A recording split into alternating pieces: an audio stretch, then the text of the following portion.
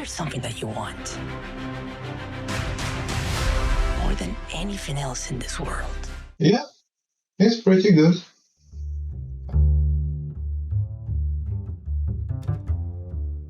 Hi guys, I love stories and hope you do too. Today we are talking about One Piece from Netflix. Yeah, I'm a bit late with it, but I watched it just recently and I have what to say. The original story is a Japanese manga series created both in writing and artwork by Eiichiro Oda. This manga has been published continuously in Shueisha Weekly Shonen Jump magazine since July 1997. As of November 2023, the chapters have been compiled into 107 tankobon volumes. It has been adapted into a theatrical film by Production IG and an animated TV series by Toei Animation, which commenced its broadcast in 1999. Furthermore, Toei Animation has produced 14 animated feature films, 1 original video animation and 13 television specials. Various companies have also introduced diverse merchandise and media, including a trading card game and numerous video games. In August 2023, we finally got released Netflix live-action series. Live action from Netflix, after 25 years, was released just recently. And I need to mention here that I'm not familiar with the original series.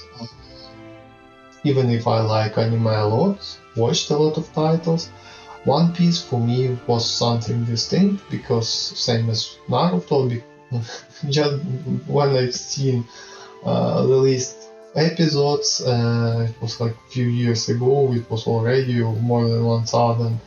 So I understood like I need to get a vacation, go close myself somewhere in the woods, spend few months, watch everything, come out and understand that there are like 1000 episodes more, go crazy and forget about it.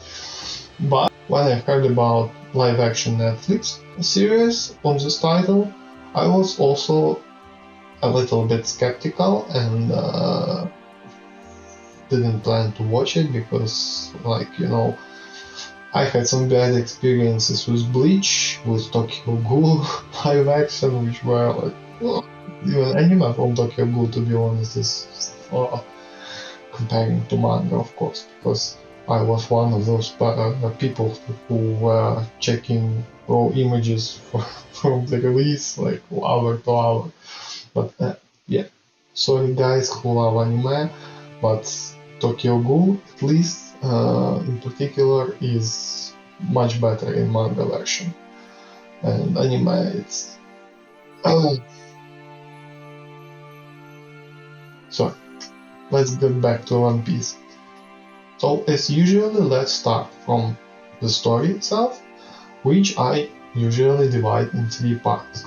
First one, story itself. Second, world building or setting. And the third one is narration or the delivery of the story. About story itself, as usual for ongoing series, it has like main plot line, which will lead us from point A to point Z of the whole story. So at this point we have only 1 season with 8 episodes, so of course we like went something from A to B, I wish I would say, but understanding how many episodes there are in original series, I guess we went from A.AAA to AA. I guess, something like that. Yeah, but without all this, we have 8 episodes, each of which is like separate, mostly separate story, combined together with the general plot and general story for the whole season. The series centers around Monkey D. Luffy, a young man in search of the legendary treasure known as the One Piece, left behind by the deceased king of the pirates, Gold D. Roger. Luffy aims to claim the title of the Pirate King for himself. To build his own crew, the Straw Hat Pirates, Luffy rescues and befriends Roronoa Zoro, a skilled pirate hunter and swordsman, and they embark on their quest to locate the coveted treasure. Along the way, they are joined by Nami, a money-obsessed thief with navigational skills, Usopp, a sharpshooter known for his tall tales, and Sanji, a passionate yet honorable chef. From this standpoint, I'm pretty satisfied. Story works well. All these different plots in each episode also explains us a lot about characters, about everything what is happening in the universe, make space for world building, for some background characters whom we should meet in further future, further seasons, I guess. At this point I have nothing to complain about because everything fits, like everything in its place. Nothing more and nothing less. So I'm happy, it feels fine temp-wise, like pacing is okay, you don't have like this massive slowdowns and spikes. Story itself very tightly goes into world building, so it shows some cool moments which are happening in the world outside our like events bubble. So we have even this, I guess, for my taste, a really good written story about fishmen and their problems with humans and other species. Each character has its own like backstory and how the main character, Monkey D. Luffy, meet them, how they all change and why they decide to join him. It makes sense, at least in that world which we observe from like eyes of the characters. So obviously it's made for young adult. No one cares that I'm 30 years old dude who is watching the series. But yeah, mainly it was made for younger generations who can compare themselves to these characters. And as usually in those type of stories, we have main character, our protagonist is Monkey D. Luffy, who is kind of special, of course, and he pursuing his main like dream goal to become the king of pirates. It looks realistic just because how the world is built. It's basically the water world. As far as I understood, there are no big continents. Mostly everything is covered by seas or oceans, and a lot of islands. Also, it's not said directly that there is magic in the world, but we see supernatural abilities, some special characters, and there is always that moment from, you know, Mr. Bean, like, butter! No, just like, our main hero is basically a rubber boy, because he can extend his skin and do all other different stuff, which of course is not a spoiler, you could see it from the trailer, and if you watched anime you could, or read manga, you can tell me even more what he can do, but that's not the point. And the last part of the story is narration, and narration felt for me, as you can understand from all previous being said, well built, and it felt satisfying. I don't know what to say more about it, because it's pretty good balance between all three parts of world building, this showing not telling, how they made it, even in opening and closing scenes, how they designed everything, and how it all was brought to the viewer. Nothing extraordinary, but it felt just fine made. Everything is okay. Second part is about characters, and in this part, I guess, like, is where the whole show shines the most brightly, because characters are memorable, they are well designed, they are also well narrated, so they don't feel artificial, and also making this count for young adult audience. But even for them, like, and even for dudes like me, what old man, yeah, it felt okay. This is very interesting situation because in anime and all Asian live action shows, they have this, some specific vibe where all emotions are so hyperbolized and exaggerated, it feels unrealistic even. So all this crazy stuff which we link to Japanese shows, ads, all this some very, very weird and strange stuff.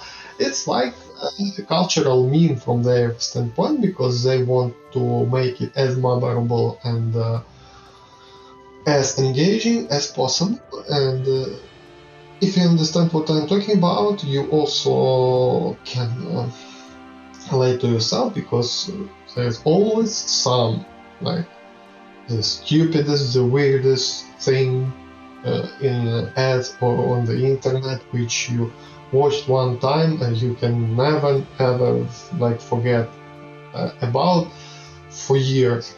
Even if you're studying some material from the book, you're trying hard, etc., but some little song, crazy song from your childhood, cartoon, you remember even when you will die on the in your 90s. So from my standpoint, it's how the whole culture of movie and anime and all this action series is built in Japan. But we are not in Japan. And Netflix made it all for international audience. And here's the interesting thing. It felt like it, but it wasn't like it. Yeah, it's weird, but let me explain.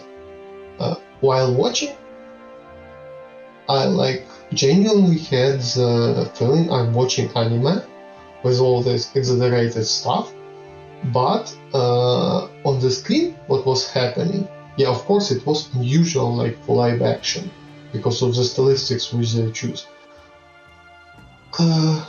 But it felt like they went on the edge, characters and cast at this point, they really made a great job expressing this massive emotions, but not making them so cringe. I don't know how to put it together, because of course the massive role plays here shooting stylistics, which they choose for the whole show, making it look like live action anime. I guess that this is the best way to put it together, because you still have these moments, especially with Cloudor, when he's this classic anime villain. He's this little section of the brow it's slightly different angle at this moment, and it goes up, and everything, all experience changes. Yeah, it sounds cringe, and possibly it should be cringe. I don't know, but I liked it. Everything was made really great from my standpoint as from anime fan, because I watched a lot of titles, and I don't know why, but this one felt like really live action anime. Yeah, so basically I covered already 2 parts, because it's about characters, about cast also, just to make it full. As I think they did a great job, perfectly fit for each character, even if I don't know the originals. For me, it all look in its place. I don't know how true fans feel about their favorite drawn characters, but for live show and for how everything was set up in the live action show, it felt well done. So yeah, At this point, story itself I would rate around 7, 8 of 10, because it's not something extraordinary. It's just a good, well-written, well-designed story, and we have only the one season of the live-action show, so I'm judging just from this, because I'm not familiar with the original. And cast, I would rate like 9 of 10, because of the great job they did making it work for me as anime viewer who didn't experience anything like that before. At least from the standpoint that it felt like just well done, you know, without some weird happenings and strange moments which you can see in no offense, but in many Asians and Japanese, Korean doramas and all these live-action shows, which for me, like from a different culture, most possibly it feels a bit off. Here it felt okay. Going to the third part, like design. About design, they did everything they could, as I understand, to make it look like, once again, live action anime. Of course, there is some weird stuff like slime phone, or a bit questionable, I would say, like in gaming level design, but basically environment design. But I have some understanding that most possibly in manga itself or in anime it didn't look a lot different. Made like especially some parts of the village in the second part of the series, for me at least it felt like placeholder background, you know, and I guess everyone who watched some ongoing or long shorts series from everyone, you know, titles, they meet this situation a lot when you have just like a filler section, you know. That was the only one moment like which ticked me a bit, because for movies I would like had a feeling it looked cheap. But in here, even if there is no feeling of the scale of what is happening, like besides some moments on ship fights, etc., in movies, in TV shows of the different kind, it would feel a bit off and would make it like some kind of category B titles.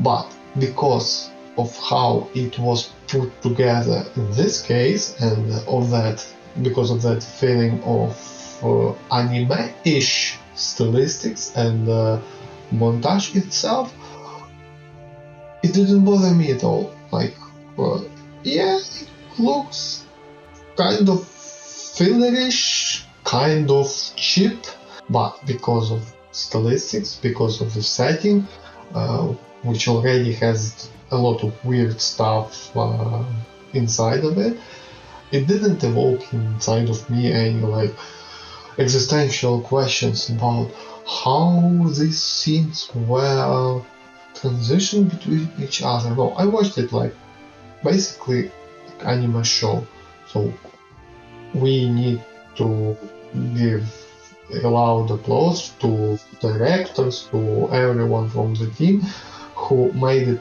feel like that, because even if there is not a gigantic budget and a lot of options for graphics and CGI experiments, so story itself 7 of 10, characters and cast 9 of 10, design like stylistically wise and how it all was put together from the montage standpoint and design standpoint, all costumes, furniture, environment, like everything together, I would also give them like 7 of 10, not because it was really fine, unbelievably well done, but just because it felt right, and how they managed to put everything together without alienating different part of like basically a magical or technological environment into the setting of the pirates and some kind of medieval period or like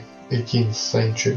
And last but not least, as usual, as I'm casual gamer, casual viewer, I'm just like ranting about the stuff which I like. The most important question for me, as usual, is did I have fun? And when we are talking about TV shows, books, and movies, not just about games like in previous review, I always have one more request for ideas and thoughts which the story evoked in me after I spent time with it. And first of all, yes, I had fun. I'm happy that I spent time with this story. No regret, waiting for the next season. Anime or manga, maybe, even if I'll become a monk and go to mountains, I will watch it at the moment. No, sorry. And now about ideas and thoughts. This is what I was talking in the thumbnail. The dream. This is the main idea which stuck with me after I finished with the season, because the whole 8 episodes in the whole season and the whole story, like including manga and anime, as I can see it from, as I now can assume about it after watching live action series, it's basically about the dream. It's important, not a dream. No, it's like a language trick, with a lie, because there may be a lot of lies, endless, and truth is only one. That's why the truth.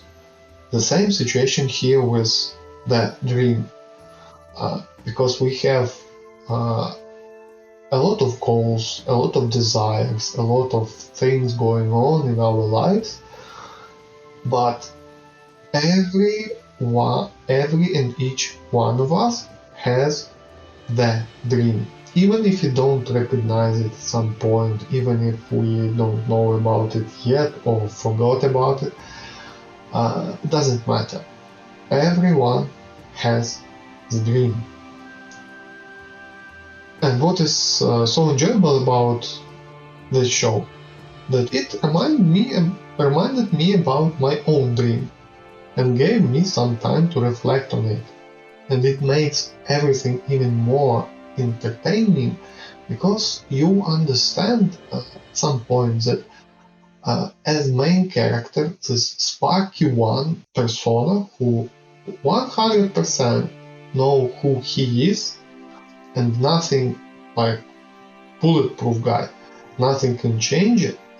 He always sure who he wants to be, and nothing can like shackle him from going to his dream. And what he is doing, he is reminding everyone in his surroundings about their dreams.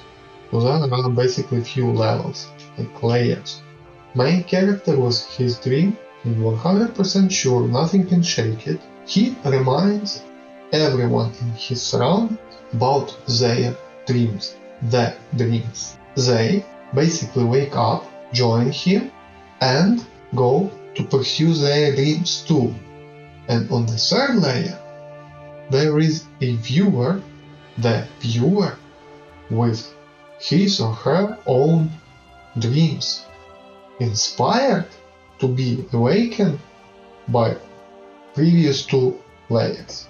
Of course, there are a lot of different ideas and themes about friendship, about you never know what is happening under the hood, so everyone has some different reasons for different deeds, all that stuff. But for me, the most valuable, the most interesting was this sparky moment of engagement with the idea of the dream. Not goals, not desires, not something like, it would be nice to get it, but at least For me, it was inspiring from that standpoint. Of course, I totally recommend you to check out yourself the series and tell me what you think about it in the comments below. So yeah, that's it for me for today. See you next time, and love stories.